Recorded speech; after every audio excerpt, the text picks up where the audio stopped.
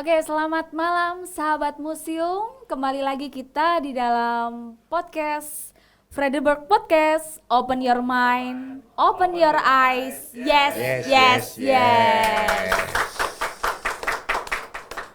Salam sahabat museum, museum Museum di di hatiku. hatiku. Selamat malam kali ini dalam Frederiberg Podcast. Mohon maaf ini lagi pertama jadi agak grogi. Kita kedatangan dua narasumber dalam rangka Hari Purbakala ke-109. Ada seorang bapak dan seorang ibu yang sungguh sangat luar biasa kiprahnya di dunia arkeologi. Kita sambut Bapak Wahyu Indrasana dan Ibu Sri Ediningsih. Selamat malam Pak Wahyu. Selamat malam juga. Sehat Pak Wahyu? Alhamdulillah. Alhamdulillah, semangat, tetap Ya. semangat. Ibu Ning, saya sapa Ibu Ning gitu ya. Ya, boleh. Selamat malam Bu, sehat Bu? Amin, alhamdulillah sehat. Oke, baik. Mungkin bagi para arkeolog atau yang sudah banyak berkecimpung di dunia arkeologi, tentunya tidak asing dengan Pak Wahyu dan Bu Ning ini ya, yang nanti akan banyak bercerita pada kesempatan pada malam hari ini. Pak Wahyu, kok tegang Pak Wahyu? Iya, menghadapi dokter ini. Baik, kita akan kenalan sedikit tentang sosok Pak Wahyu dan Bu Ning ya, tentang beliau-beliau ini juga tidak asing ya, karena sudah lama juga dari Pak Wahyu dari tahun 2004 ya Pak ya, di Benteng sebagai kepala Iya, di Museum Benteng itu, Benteng ya, iya. sampai tahun 2008 yang kemudian estafet ke Bu Ning ya, tahun 2008 sampai tahun 2012, 4 tahun ya, yang ya. Baik Pak Wahyu, mungkin bisa cerita-cerita sedikit Pak pengalamannya sebagai arkeolog. Tapi bukan di Benteng ya, Mbak? Ya, keseluruhan Ya. dulu, nanti dulu Pak, nanti Ya, Pak. yang Benteng belakangan ya. Ye. Iya. Jadi pengalaman menarik saya apa ya? Kok malah tanya? Malah tanya ya. Suka-sukanya Pak, karena Oh, nggak ada ya. suka Jadi duka, kalau- D-nya itu saya coret, jadi semua suka-suka. Ya. Biar nanti mungkin kalau ada adik-adik yang masih SMA tertarik tuh arkeologi, jadi arkeolog Ya. keren gitu, Ya. pakai topi koboi. Enggak Pak Wahyu. Baik, jadi saya itu sebetulnya lebih banyak berkecimpung di Purbakala ya, daripada di museum, sehingga yang paling banyak menarik itu ketika di Purbakala gitu. Mhm. Ya, kalau tahun 80-an gitu itu banyak pencurian benda cagar budaya yang ada di pelosok Yogyakarta ini seperti gitu. Itu bagi saya menarik karena saya ikut mengejar pencuri. Iya, kayak saya pernah dengar Pak Wahyu pernah ngoyak maling gitu. Siapa yang kemalingan gitu Pak? Yang kemalingan ya Purbakala karena kecurian arca gitu. Nah, itu menarik karena waktu pencurinya itu ketangkap gitu, saya kan juga ada di situ. Kemudian polisi mau ngejar yang lainnya. Nah, saya itu diserai untuk ngawal pencuri. Pak, kalau lari nanti tembak saja ya Pak. Padahal saya nggak punya senjata apapun. Itu kan menarik bagi saya. Oh, arkeolog kok ngoyak maling. Malingnya tapi maling purbakala ya Maling Pak, benda ya, purbakala. Tapi itu kalau suruh nembak nggak dikasih pistol Pak? Enggak. Nah, terus nembaknya gimana Pak? Dipikir Pak Wahyu itu polisi gitu kali ya? Ya mungkin dipikirnya itu kan untuk shock terapi pencurinya atau itu. Oh gitu ya. Jadi ya. pencurian dalam hal ini pencurian itu juga tidak hanya berlanjut pada menangkap itu sampai ke persidangan, itu juga saya menjadi saksi di dalam pencurian itu. Itu antara lain seperti itu. Tapi yang paling menarik itu ketika ekskavasi karena arkeolog itu kan senengnya ekskavasi. Iya. Ya, itu paling Ekskavasi itu apa? Ekskavasi apa Pak? ekskavasi Ya, itu. ya Kan mungkin kita banyak nggak yang belum tahu. tahu ya ekskavasi Ya. itu apa ya, Tahu. jelasin dulu. Ekskavasi itu gali tanah. Oh iya. Gitu, tapi tidak sembarang gali. Ya, ada metode dan caranya tersendiri. Nah, yang menarik, malam itu saya mimpi dikejar-kejar orang. Ternyata ketika paginya saya gali dapat tengkorak. Wow, seru Ya, Pak. menarik kan? Ya, Ya, berarti yang ngoyak saat tadi malam itu mungkin ya, ini. itu ya Pak ya. Iya. Itu sudah ikatan batin mungkin ya Pak ya. Mungkin seperti itu, sehingga kita juga melakukan merawat tengkorak itu, kemudian dimakamkan kembali dengan cara yang layak sekarang. Itu pengalaman menarik saya. Ya, Pak. Ya Oke. mungkin Sobat Museum, mungkin bagi Pak Wahyu itu menarik, kalau buat saya mungkin serem ya. Baik, terima kasih Pak Wahyu. Mungkin sekarang Buning kembali ke berganti ke Buning. Kira-kira Buning ada pengalaman yang semenarik Pak Wahyu Semenarik atau Pak ada yang Wahyu. hal-hal lain yang unik Ya. gitu, Bu? Yang jelas kalau untuk seorang arkeolog, pertama kita masuk itu kita masuk di arkeologi maksudnya. Itu sudah unik. Karena salah satu syaratnya adalah yang pertama senang bepergian. Seneng dolan ya, Bu, senang ya. dolan. Oh, Nah, cocok itu, Bu. bagi saya itu suatu hal yang tidak ada di jurusan lain. Syarat kok senang bepergian. Ya jelas itu merupakan suatu hal yang sangat menarik. Sehingga kemudian memang saya masuk di arkeologi dan kemudian bekerja pertama di Cagar Budaya Purbakala Kalau pada sekarang waktu BPJB ya, Bu, ya? sekarang BPJB. Iya. Dulu Purbakala, sekarang BPJB, nanti tidak Belum tahu ya, Bu, Belum ya. Karena tahu setiap apa. ini Setiap kali periode ada pergantian ada. nama ya, Bu. Kemudian bagi saya suatu hal yang menarik seperti Pak Wahyu tadi. Jadi keunikan-keunikan itu kita temui. Saya di Purbakala, Pak Wahyu mengejar pencuri. Kalau saya memang hubungannya dengan pemalsuan arca. Wow. Jadi mungkin banyak yang masih ingat tentang adanya apa ya Pak Wahyu, pemalsuan arca atau apa yang pencurian yang kasus Museum Radia Pustaka. Ya. Mungkin banyak yang masih ingat. Jadi ternyata tanda tangan saya itu dipalsu oleh si pencuri atau apa namanya itu. Waktu itu mohon maaf Saya menyelam, Ibu bekerja di Prambanan, di Iya. Cagar Budaya Prambanan. Saya sebagai Kasubag TU Kasubag pada TU, waktu oke. itu. Jadi arkeolog yang bekerja memang masih di Kasubag TU di administrasi, yang memang mengeluarkan surat yang menyatakan bahwa benda itu bukan cagar budaya, sehingga si arca itu boleh keluar. Jadi sehingga nama saya kemudian terseret-seret dan sampai juga sudah kayak selebritis itu Mbak ya, karena kemudian muncul kan di sana-sana ya, muncul Bu, di ya. sana-sana, kemudian juga saya harus ke Poltabes yang ada di Solo. Solo, ya. Nah, itu bagi saya suatu hal yang luar biasa, sehingga kemudian orang tua dan semua memesan ke saya, "Mbok wis ora usah nyambut gawe neng museum." Gitu. Malah kemudian saya dipindah ke Vredenburg. Jadi ya malah kemudian saya dipindah ke Vredenburg, sehingga dari BPCB Prambanan saya bekerja di Museum Benteng Vredenburg. Ya, tahun 2008 itu Tahun ya. 2008 ya. Saya di sini bingung apa yang mau saya kerjakan. Tapi kemudian di sini kemudian saya sangat mencintai museum, khususnya untuk Vredenburg, karena bagi saya ini suatu hal yang sangat luar biasa. Jadi bangunannya sangat terawat, kemudian juga masyarakat di sini juga sangat banyak yang berkunjung ke Vredenburg. Jadi bagi saya ini sudah suatu tantangan, sehingga akhirnya kemudian saya sangat mencintai museum dan akhirnya keterusan. Tapi ternyata di akhir saya dipindah lagi ke Cagar Budaya. Balik ke rumah lama ya, Bu. Balik ke rumah lama. Jadi itu bagi kita sebagai seorang pegawai negeri, sebagai seorang ASN, ya memang harus itu yang harus kita lakoni. Jadi ya enggak masalah. Ini di sini kan ada beberapa tahapan pengalaman yang nanti bisa menambah pengalaman kita untuk selanjutnya. Itu Mbak Yaya. Luar biasa sekali ya dari cerita Pak Wahyu sama Buning. Saya tadi kan bilang bertanya menariknya, ya menarik tapi sekaligus serem gitu.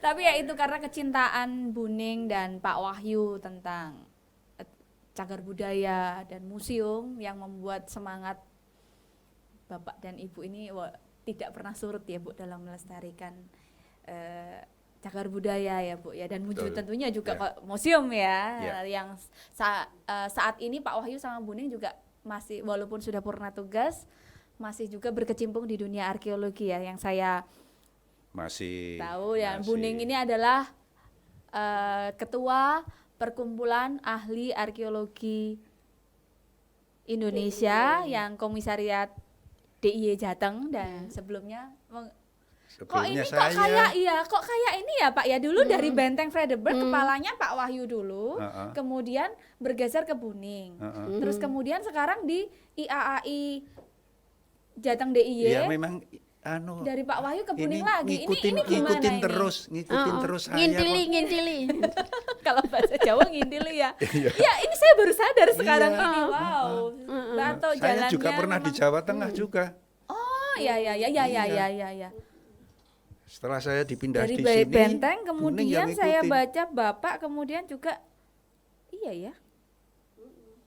Unik ya Pak ya jalannya ya sampai sekarang, dan ini Atau mungkin gini Mbak Yaya, karena arkeolog kan nggak sebanyak sekarang ya. iya.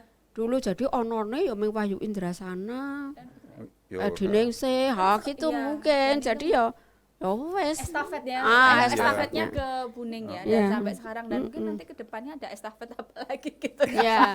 Kalau sekarang kan udah banyak banget arkeolog yang Iya. Salut, saya salut sama Mbak Buning sama Pak Wahyu yang juga sebagai panutan saya sebagai arkeolog muda yang nantinya juga ke depannya harus mengikuti jejak Bapak dan Ibu berdua. ya, monggo. Baik, sahabat museum, masih penasaran apa yang mau kita kupas lagi dari dua narasumber? Kalau anak muda sekarang bilangnya kece badai gitu, yang kece badai ini. Oke, kita break sejenak. Kita saksikan ada pesan-pesan dari Museum Benteng Frederick. Jangan kemana-mana, nanti kita akan kembali lagi dalam Frederick Podcast. Open your mind, open your eyes. Yes.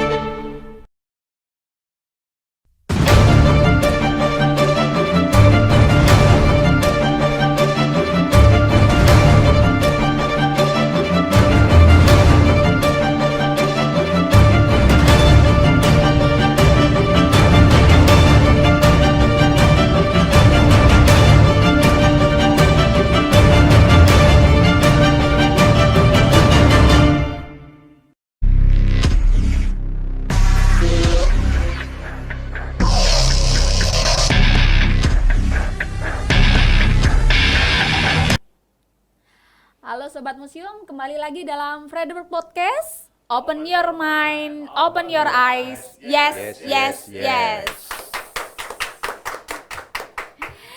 Baik, ini tadi kan kita sudah kenalan sama Pak Wahyu sama Buning ya. Dan pada malam hari ini kita diberi tema untuk refleksi Hari Purbakala. Oh, jadi kayak sedih ya Pak refleksi Iya, gitu. udah lama sekali. Iya, udah lama sekali. Yang ini Hari Purbakala yang ke 109. Udah lama ya. Iya. Aduh, itu lebih satu abad. ya sudah lebih 1 abad. Ini sepertiga tahun, nggak ada sepertiga tahun usia saya di situ. Oh ya. Oke, mungkin Pak Wahyu, ini Bu, ngapunten yang senior dulu boleh ya Bu? Oh, boleh. Oh. Wong nanti sama Saya kok. dikerjain dulu gitu. Oh iya Pak. Iya. Boleh kerjain dulu Baik. Pak Wahyu. Ini dalam rangka refleksi Hari Purbakala ini Pak, kan banyak yang mungkin belum tahu ya sejarahnya Purbakala apa untuk masyarakat umum tentunya ya. Kalau untuk di kalangan arkeologi mungkin sudah banyak yang tahu, tapi kan ini kita juga banyak ini teman-teman dari masyarakat umum pengen tahu kok bisa ada Hari Purbakala itu, kenapa kok namanya Purbakala kayak gitu. Mungkin Pak Wahyu bisa jelasin Pak. Ya, memang dari dulu itu namanya Purbakala. Ya. Hanya sekarang saja yang Diunik-unikan ya, Pak? ya, Di berganti-ganti tahun ini. begitu. Jadi awalnya itu memang Purbakala, walaupun itu dalam bahasa Belanda gitu. Kadang-kadang saya Apa, Pak? angel ini basa Londo itu. Ya. Ngepek boleh Pak, ngepek boleh namanya apa, ngepek ya. Pak? Ya, ya. Jadi memang purbakala itu dulu waktu pemerintahan kolonial itu membentuk sebuah lembaga yang didirikan pada tanggal 14 Juni 1913. Udah lama sekali toh itu. Tanggal 13 Ya. 109 tahun. Ya, itu singkatannya mudah sebetulnya, cuma O sama D. Itu OD. iya, O sama D. Ya. Ot, Het, Kundike, Din. Tapi waktu itu untuk seluruh Indonesia jadi ditambahi Nederland Indi. Itulah awalnya gitu dibentuk, walaupun sebelumnya itu sudah banyak perhatian terhadap purbakala di Indonesia. Yang kemudian pada tahun 1913 itulah dibentuk lembaga secara resmi. Itulah awalnya. Tugasnya menyusun, mendaftar, dan mengawasi peninggalan-peninggalan purbakala. Sudah jelas itu, peninggalan-peninggalan purbakala. Oleh karena itu namanya ya purbakala. Di seluruh kepulauan Nusantara ini. Gitu. Itulah awalnya, kemudian berkembang sampai saat ini. Dan semakin luas ya Pak cakupannya tentunya Iya, ya setiap tapi di tahun. masa-masa kolonial itulah banyak menghasilkan karya-karya yang harus kita akui. Itu bagaimana beberapa candi besar itu bisa dipugar waktu itu, seperti Prambanan, kemudian Panataran, itu sudah mulai dilakukan pemugaran pada waktu itu. Ya, yang dengan tokohnya gitu, Bapak FDK Bos gitu. Ya. Inilah yang menjadi cikal bakal berdirinya lembaga purbakala di Indonesia ini. Itu awalnya seperti itu. Ya. Masih dikuasai tanda kutip Dikuasai dengan oleh orang-orang Belanda ya. oleh orang-orang Belanda. Untuk tempat kantornya dulu masih terpusat ya Pak waktu itu ya? Ada di Jakarta, kemudian ada beberapa yang di daerah. Kantornya cabang ada di Prambanan, kemudian juga waktu itu ada di Makassar dan juga ada di Gianyar. Oh gitu. Yeah. Dari kantor Kemudian pusat. Jawa Timur juga ada. Itu pertama kali sudah langsung ada. Iya, ada Di kantor-kantor. plot-plot Iya, kantor-kantor itu karena itu ya, Pak. perhatian mereka kan pada wilayah-wilayah yang memang banyak tinggalan-tinggalan purbakalanya gitu. Di samping itu juga menelurkan undang-undang yang waktu itu juga sudah ada yang disebut Monumenten Ordonansi itu di tahun 1931. Dan itu pun baru tidak digunakan lagi tahun 1992 ketika ada Undang-Undang Nomor 5 tahun 1992 tentang benda cagar budaya. Ini sudah berubah loh dari purbakala menjadi benda cagar budaya. Ya. Itu awalnya seperti itu. Jadi untuk membentuknya sendiri dari lembaga purbakala. Lembaga purbakala atau jawatan purbakala. Oke. Oh, mungkin ada tokoh-tokoh yang ini Pak, yang dari Indonesia sendiri tentunya ya, yang Kalau dari Indonesia itu malah setelah kemerdekaan. sebelumnya memang yang mengelola itu berarti dari, kalau orang bilang company gitu ya, Iya. dari Belanda Tokohnya ya. pun juga awalnya dari itu. Sampai ke tahun 53 itu baru putra Indonesia yang memimpin lembaga purbakala, yaitu Bapak Sukmono. Ya. Sebelumnya walaupun sudah merdeka, Bernard Kempes itu juga memimpin lembaga purbakala. Berarti termasuk pengelola, pengurus-pengurusnya gitu. Dulu Pengurusnya dari ada Belanda. juga yang putra Indonesia juga. Cuman baru muncul itu setelah kolonial itu ya, masa-masa tahun setelah kemerdekaan itu ya Pak ya. Iya. Pak Tapi Sukmono. untuk ketenagaan banyak juga Banyak orang Indonesia. Tapi untuk pengelola inti masih dari penguasa waktu itu Belanda. adalah Belanda. Oke. Kemudian untuk kiprahnya setelah dipegang oleh putra bangsa ya Pak ya. Saya bilang putra Indonesia, Pak Sukmono sendiri, apakah ada perubahan atau ada inovasi-inovasi apa Pak? Ya juga berkembang Pak. Begitu. Beberapa bangunan juga tetap dilanjutkan pemugarannya begitu. Yang waktu itu dilakukan oleh Belanda tetap dilakukan pemugaran begitu, dan juga pendataan, pengumpulan, terutama sekali adalah bagaimana penyusunan percobaan di beberapa candi itu dilakukan oleh Pak Sukmono, sehingga kalau sekarang misalnya Candi Prambanan bisa cukup komplit, itu juga antara lain peran itu, walaupun Pak Sukmono juga agak menyayangkan sebetulnya mengapa semuanya dipugar gitu. Ya, itulah yang kita lihat sampai sekarang. Nah, itu saya ada menarik itu Pak Wahyu. Monggo, Jadi pada waktu itu saya masih bekerja di Prambanan, itu ketamuan Pak Sukmono di Candi Sewu. Terus beliau itu bertanya, kalau saya malah nggak senang ya dipugar semua. Malah beliau itu berkomentar seperti itu. Mungkin bisa jelaskan Bu, dipugar itu apa? Mungkin ada yang belum tahu ya. Jadi dipugar itu membangun kembali candi yang sudah Dari roboh kemudian dibangun kembali sesuai bentuk aslinya. Jadi pada waktu itu Pak Sukmono, saya sendiri ternyata kok beliau nggak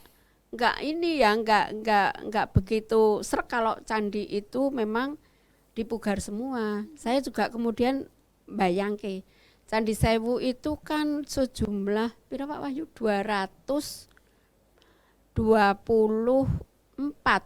berapa? Kalau 224 itu ya Prambanan. Ya. Kalau Candi Sewu itu 249 dari pengunjung ya. Iya. Jadi 249. Itu kalau kita lihat dipugar semua, memang yo elik Mbak. Yeah. Kalau saya bayangke satu candi induk kemudian kecil-kecil gitu ya mesti malah jadinya tapi menurut saya tapi kalau kemudian ada beberapa candi yang memang dibiarkan runtuh, dibiarkan tidak utuh, menurut saya memang itu menurut saya. Mungkin pendapat yang lain juga akan berbeda. Itu akan ada kesan kesan lebih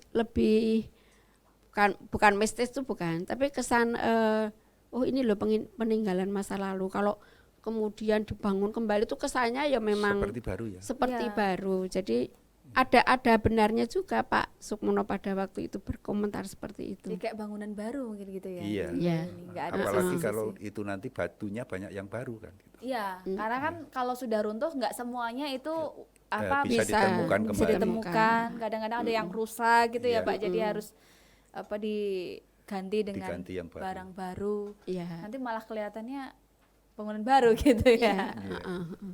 Ya. Oh, seru banget ya. Terus kemudian mungkin dari masa-masa ke masa itu ya Bu ya. Yang jelas ada perubahan juga di lembaga ya. Dalam kelembagaannya sendiri. Iya, kalau dulu kan ada Lembaga Purbakala dan Peninggalan Nasional atau LPPN. Itu dengan kantor cabang yang tadi kami sebutkan ya. Kemudian pada tahun 75 itu sudah diadakan perubahan di mana berkaitan dengan peninggalan purbakala itu kemudian lembaganya yang menangani bisa jadi dua. Yang satu berkaitan dengan penelitian, yang satunya adalah berkaitan dengan pelestarian. Yang pelestarian ditangani oleh Direktorat Sejarah dan Purbakala. Kemudian yang berkaitan dengan penelitian yaitu Pusat Penelitian Sejarah dan Purbakala dan Peninggalan Nasional waktu itu. Sehingga ada perubahan di dalam pengelolaan cagar budaya. Awalnya itu penelitian itu juga masuk di Lembaga Purbakala dan Peninggalan Nasional. Kemudian di split ya Pak ya. Split, yang satu masuk ke penelitian, khusus penelitian, pelestarian tersendiri. Sendiri. Kemudian sekarang entah nanti. Tapi yang jelas juga di masing-masing daerah juga punya kantornya. Kalau waktu itu juga sampai sekarang disebut unit pelaksana teknis. Kalau yang Direktorat Sejarah dan Purbakala, yang kemudian juga menjadi Direktorat Perlindungan dan Pembinaan Peninggalan Sejarah dan Purbakala, kemudian juga berubah lagi menjadi Direktorat Pelestarian Cagar Budaya dan Permusiuman, jadi pernah digabung museum dan purbakala itu. Untuk yang di daerah itu adalah Suaka Peninggalan Sejarah dan Purbakala waktu itu. Kemudian pernah juga menjadi Balai Pelestarian Peninggalan Purbakala di 2004. Kemudian sekarang, hingga sekarang gitu, adalah Balai Pelestarian Cagar Budaya 2012 sampai sekarang. Kedepannya belum tahu lagi ya, Kedepannya karena kan belum tahu. semakin ibaratnya semakin lama itu kan semakin ke depan itu kan ilmu semakin berkembang, jadi mungkin ada pertimbangan-pertimbangan khusus gitu ya Pak ya untuk untuk pengembangan ya, pengembangan dan tujuannya memang semuanya baik ya Pak ya, karena itu untuk pelestarian dan untuk ini. Buding ada tambahan lagi? Museumnya hilang. Oh iya. Jadi tadi Pak Wahyu menyebut Direktorat Pelestarian Cagar Budaya dan Permusiuman, dan kemudian menjadi Direktorat Pelestarian Cagar Budaya. Museumnya di skip ya. Di skip. Tapi tetap ditangani, hanya nama museumnya tidak tercantum di direktorat itu. Namun termasuk nama Purbakala sudah tidak ada. Sudah lagi. tidak ada. Cagar budaya ya Pak. Iya. Namun itu di situ tapi untuk SOP-nya dan lain sebagainya yang perlu dikerjakan museum masih tetap ditangani di situ, hanya untuk nama ya. Nama. Karena mungkin museum juga mungkin bagian dari Purbakala dari itu ya Bu ya. Oke. Baik, ini mengenai ini kan transformasi dari masa ke masa ya. Dan, dari masa ke masa antara tadi bentukan Belanda, kemudian di masa kemerdekaan ganti lagi depannya. Tentunya untuk Pak Wahyu tadi juga menyinggung masalah undang-undang ya Pak ya. Undang-undangnya sebelum awal-awal itu berarti belum ada undang-undangnya ya Pak ya. Kita baru muncul, saya dengar dari Pak Wahyu tadi baru muncul tahun 1931. Sementara tahun 1913 itu sudah dibentuk gitu ya. Dibentuk tapi belum ada undang-undangnya. Sehingga dengan undang-undang itu pelanggaran-pelanggaran terhadap benda purbakala itu akhirnya kan bisa ditangani dengan undang-undang itu. Jadi belum ada sanksi, belum ada ini, karena mungkin masih perlu pembicaraan lebih lanjut ya terkait. Karena kan untuk membuat undang-undang ya tentunya tidak mudah ya, banyak pertimbangan, banyak hal yang harus dikaji gitu ya. Oke. Kita akan berbicara lebih lanjut tentang undang-undang, namun Sobat Museum kita akan jangan hanya undang-undang Pak. Kalau undang-undang nanti nggak seru loh pembicaraan. Karena mesti lebih membosankan kalau undang-undang. Penerapannya aja bagaimana. Undang-undang. Nanti kita mau ngomong-ngomong soal itu, namun kita mau break sejenak. Sabar dulu Pak Wahyu. Ditahan dulu Pak Wahyu. Saya mau ke Aduh. Oke. Baik, Sobat Museum, kita tahan sejenak ya. Ini tadi Pak Wahyu sebenarnya sudah mau mengutarakan, namun kita mau break sejenak. Jangan kemana-mana. Kita akan kembali lagi dalam Freedom Podcast. Open your mind, open your eyes. Yes.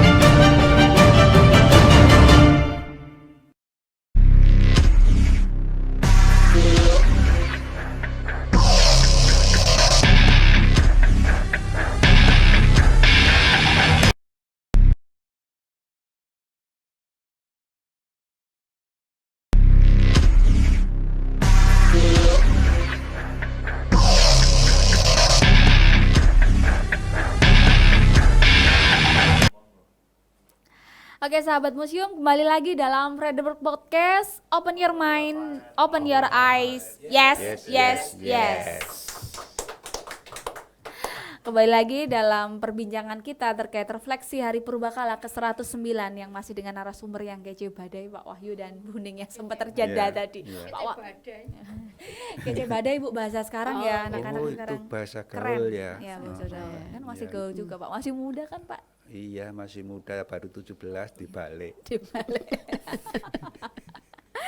Tentunya masih semangat ya Pak, walaupun usia semangat. tidak menghalangi untuk semangat untuk melestarikan cagar budaya. Iya, masih penean Mbak saya. Masih penean. Baik, siap Pak Wahyu.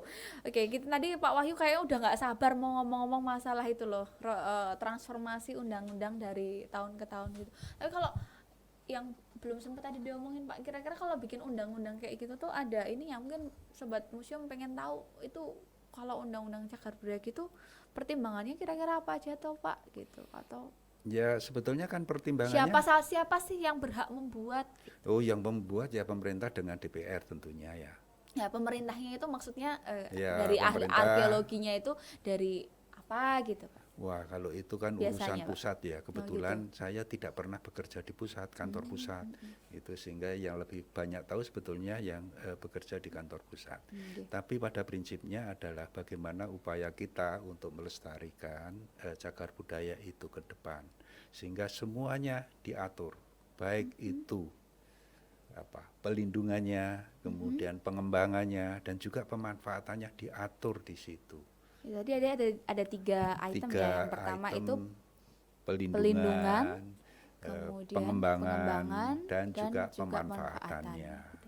Kira-kira mungkin Buning bisa menjelaskan Bu, pelindungan itu yang seperti apa, kemudian Jelas kalau pelindungan Ya. mestinya ya yang melindungi sejauh mana gitu Bu. Ya, mestinya yang ya dalam hal misalnya terjadi pengerusakan, jangan sampai terjadi seperti itu. Perobohan, saya bilang perobohan karena kan baru saja terjadi kehebohan dengan adanya perobohan itu tembok Keraton Kartosura. Ya, Jadi saat kita ini lagi saat ini ya, Bu, ada ya, jadiin. kasusnya ya. Jadi mungkin undang-undang itu kan memang mengatur semua itu, mengatur supaya tidak terjadi hal-hal yang seperti itu dalam pelindungannya. Kemudian jelas nanti larinya ke pelestarian dan pemanfaatan. Pemanfaatan ini juga ini khususnya juga ke museum, koleksi-koleksi cagar budaya yang ada di museum. Itu memang bangunan cagar budaya maupun koleksi itu bisa dimanfaatkan sejauh itu tidak melanggar di dalam pelestariannya. Berarti tiga hal itu saling berkaitan Saling ya, Bu, berkaitan, saling berkaitan. Jadi pemanfaatan ini jangan sampai kemudian nanti justru mengganggu pelestariannya. Berarti boleh dimanfaatkan, Boleh dimanfaatkan asal sesuai dengan kaidah-kaidah pelestarian. Ya, di dalam pelindungan itu pun ada beberapa yang harus kita ketahui bahwa yang diatur antaranya ada pengamanan, penyelamatan, kemudian juga ada sonasi, ada juga pemeliharaan, pemugaran, seperti itu. Jadi banyak yang diatur di dalam undang-undang itu. Ya.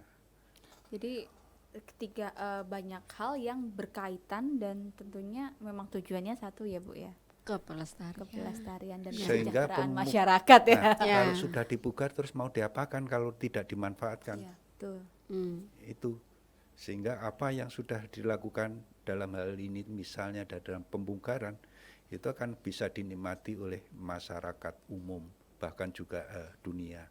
Itu bagaimana Candi Prambanan yang 47 meter candi induknya bisa dipugar, teknologi apa waktu itu dibangun, belum ada crane tower gitu.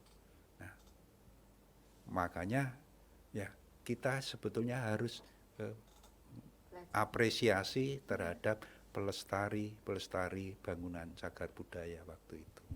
Yeah. Berarti dulu membuat kayak gitu bener yang dibilang ya kayak Gatot Kaca ya. Otot kawat, balung wesi, Balung wesi. keringat wedang jahe gitu. Bukan, itu Bandung Bondowoso. Bondowoso Iya. ya. Maksudnya enggak semboyannya itu Pak, semboyannya Iya. kayak Gatot Kaca, otot kawat, balung wesi, keringat wedang jahe. Oh. Padahal Bandung Bondowoso itu pralambang loh itu. Iya. Bandu, apa Bandu? Apa Pak itu Pak? Bandu itu Bandu. tenaga. Bandu, oke. Bahasa Bondo, Jawa Pak ini Pak. Iya, Bondo Harta, harta. Woso kekuasaan. kekuasaan. Tanpa ada tiga itu nggak mungkin Nggak bangun bisa ya. candi. Oke. Bandu, Bondo, Woso. Iya. Bisa Tapi Bandung kok bukan Bondo. Iya, tapi awalnya dari itu. mungkin bisa ini jadi alternatif nama anak ya. Jadi Ah. Bandu, Bondo, Woso. Anak nggak boleh banyak-banyak loh sekarang nama. Iya, Bu. Harus berapa kata? Minimal satu kata. Enggak. Maksimal 3 ya. Nggak boleh nanti saya anak. 4 itu nggak bisa. Iya. Nggak boleh. Oh, saya cuma 2. Oke, balik lagi masalah undang-undang ini tadi ya. Kemudian kan namanya juga peraturan ya kan. Kalau undang-undang itu udah mutlak ya. Dan itu sejauh mana untuk penerapannya mungkin ada kendala-kendala gitu nggak sih Bu dalam ini? Mungkin belum Buning banyak yang mempraktekkan di lapangan ya. Sejauh mana praktek di lapangan dengan kesulitan atau ada kendala apa dalam Pelaksanaan. melaksanakan undang-undang cagar budaya ini? Ya, khususnya di pemanfaatan memang. Kalau pelestarian pelindungan jelas itu memang strict di situ ada aturannya. Tapi di pemanfaatan kita memang sering terbenturnya di situ. Karena apapun kalau pemanfaatan seperti contohnya ini Di museum ya Bu, ini khususnya museum ya karena banyak yang dimanfaatkan itu museum ya. Museum Benteng Vredeburg ini. Ini kan memang bangunannya sendiri bangunan cagar budaya yang tidak boleh diapa-apakan. Tapi tidak Dalam tanda petik loh Bu. dalam tanda petik Ya, tidak kecuali boleh kalau dapat- rusak atau apa ya Pak Ya, ya kita kalau bisa mestinya kan memperbaiki ya, kita perbaikan. pugar dan kita ini. Tapi kan di dalamnya juga ada dan koleksi yang paling penting mungkin yang di Museum Benteng adalah bangunannya sendiri. Jadi sebenarnya Museum Benteng itu ya bangunannya itu sendiri yang harus dilestarikan, ditonjolkan. Tapi kan ini museum perjuangan. Jadi koleksi-koleksinya kan memang juga menunjang yang bertemakan perjuangan yang ada di Ya, di kemerdekaan Indonesia kemerdekaan itu ya Bu ya. Indonesia. Jadi itu dan ini yang kemudian tapi pemanfaatannya luar biasa untuk Museum Benteng karena saya Tepuk pernah tangan untuk kesini. Museum Benteng Vredeburg. Ya, jangan berlebihan, cuman paling saya Iya. jangan berlebihan karena kan kemudian saya pernah dikritik memang pada waktu di sini. Benar po mereka itu berkunjung ke Museum Benteng, masuk ke museumnya, melihat koleksinya. Jangan-jangan hanya parkir di depan. Kemudian mereka ke Malioboro, ke Pasar Beringharjo. Saya memang pernah dikritik. Dan alhamdulillah sekarang Ya, dulu kan depan itu depan lahan itu parkir ya. lahan parkir. Sekarang Ketahuan sudah ini siapa yang sering parkir. Ayo siapa ini yang sering parkir ke Benteng? itu kan cuman dulu untuk numpang. sekarang kan enggak, sekarang udah bersih, udah. Bahkan cantelan-cantelan apa pedagang kaki Ya, lima yang yang di depan-depan itu kemudian ya. ada di pagar itu saya lihat juga udah enggak ada. Jadi sudah ini berarti kan untuk pemanfaatannya sudah lebih baik. Jadi kedepannya itu juga harus dipertahankan. Jangan sampai kemudian jadi maaf karena pada waktu itu bahkan menjadi toilet depan. Oh ya, depan ada toilet Vredeburg. kayak Enggak, bukan ada. Di Memang pagarnya. untuk toilet. Jadi pagar-pagar itu banyak yang keropos. Oh ya. Karena untuk para Mohon pejalan maaf. kaki terutama yang sebangsa toh. Terutama yang bapak-bapak itu yang Ya kayak lo langsung bapaknya. nunjuknya Pak Wahyu gini. Bu. gitu. Iya, memang saya bapak kok. Itu yang kalau kita kan nggak mungkin Mbak Yaya. Iya, Misalnya iya, mau saru ya, jongkok Bu. saru, mau jongkok di situ kan nggak mungkin. Jadi itu pernah saya alami. Oh, Dan gitu. kemudian saya sampaikan ke teman-teman pada waktu itu mungkin banyak yang ingat. Mbok coba dikasih apa Bunga. sajen di situ. Biasanya kan orang iya, Jawa iya. kalau agak takut ya Bu agak kalau takut, jadi jadi ya karena ada kita kasih sajen. sajen di pagar-pagar itu. 1-2 hari jalan. Tapi lama-lama mungkin orang tahu, "Wah, iki sajen-sajenan ini terjadi lagi." Kemudian aroma itu ada lagi. Tapi alhamdulillah sekarang udah Oh, sekarang sudah tertib sudah ya. tertib, udah bagus. Bahkan memang ini yang pemanfaatan ini yang memang kita harus lebih ini. Bahkan yang namanya pohon kamboja yang di depan itu sudah ada kaplingnya. Di kapling ya. Sudah ada kaplingnya itu. Jadi bunga yang jatuh itu sudah ada kaplingnya. Siapa nanti yang mengambil jam ini sampai jam sini adalah kelompok ini. Gitu. Jadi itu ini luar biasa. Ini yang harus kita. Tapi kita tidak mungkin tidak memanfaatkan bangunan yang memang sudah dipugar.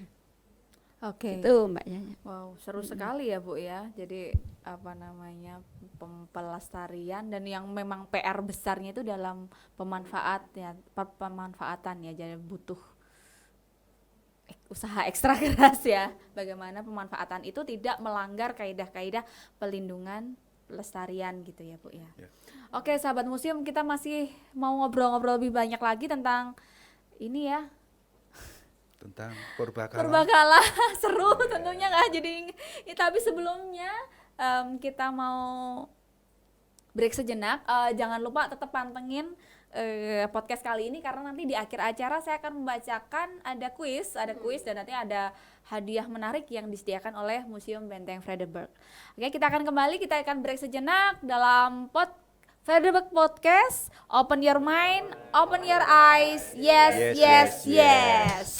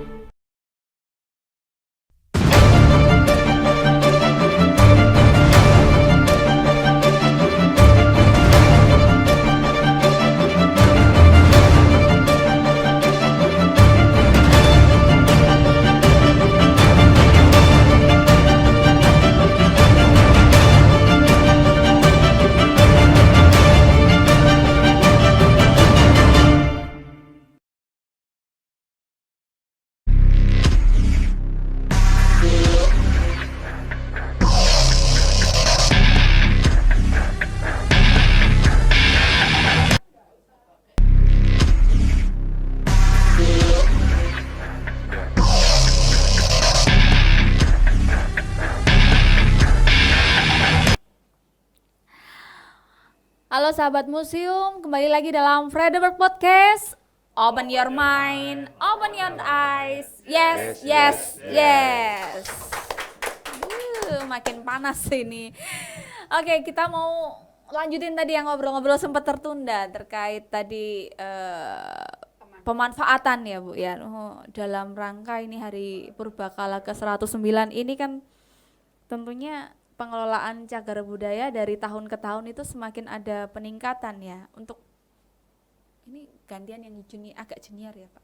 Iya. Dulu agak junior. Agak walaupun Juniornya Pak Wahyu maksudnya. Iya. Baik, mungkin Bu Ning bisa ini Bu harapan untuk pengelolaan ke depan apa ini sudah harapan untuk peningkatan hal-hal selanjutnya tuh maunya yang dibawa kemana gitu Bu? Ya, yang jelas harus memang PR-nya kan lebih banyak di pemanfaatan. Pelestarian memang harus tetap jalan, kita kedepankan, tapi untuk pendanaannya itu memang sudah diatur dalam undang-undang. Jadi dalam sangat baik ya Mbak. Jadi yang memang di dalam pasal 98 untuk pendanaan pelestarian cagar budaya itu memang tanggung jawab bersama. Jadi itu bisa pemerintah pusat dalam ini APBN, Pemda, kemudian masyarakat.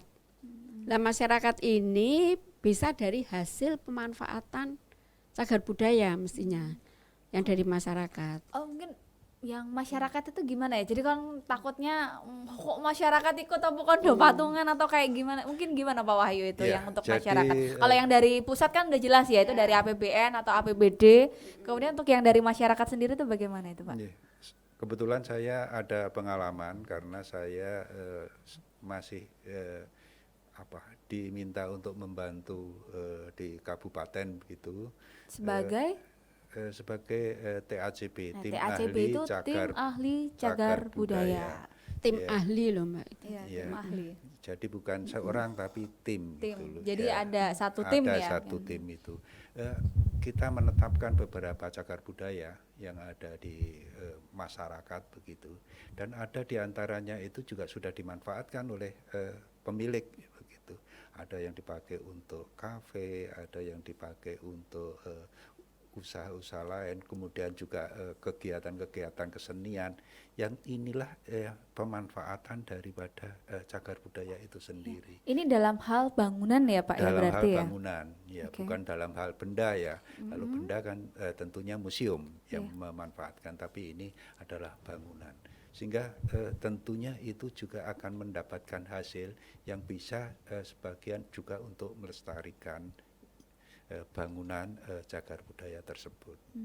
Oke, mungkin perlu Sobat Museum ketahui bahwa setiap masyarakat juga berhak ya memiliki benda cagar budaya. Jadi kalau punya bangunan atau punya barang ya yang mungkin itu termasuk cagar budaya bisa dimiliki perseorangan juga, tentunya dengan pengawasan gitu ya Pak ya.